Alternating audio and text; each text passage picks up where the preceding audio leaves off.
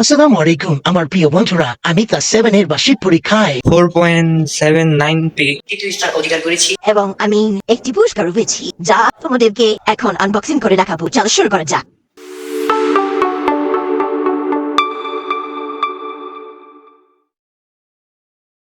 যাই হোক, প্রথমে তো তোমাদের গিফটটা দেখানো উচিত।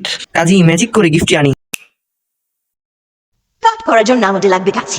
এখন আর আমি দেরি করতে পারছি না, গিফটটি খোলার জন্য আমি খুবই এক্সাইটেড। দেখি ভেতরে কি আছে।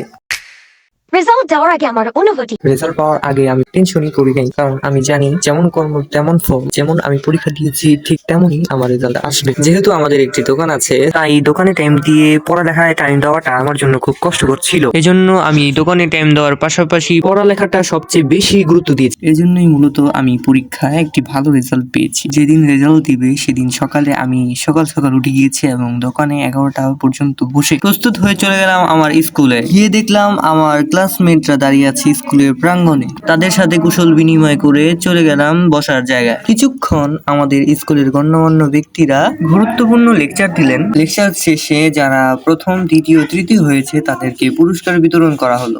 গল্প বলতে বলতে আমার আনবক্সিং করা শেষ হলো। তো কেমন হয়েছে দেখো আমার কাপটির উপরের প্লাস্টিকে কস্টিপ মারা, কস্টিপ গুলো খুলতে হবে। এত প্যাকেজিং খুলছে যে খুলতে খুলতে আমি কামাই গেছি।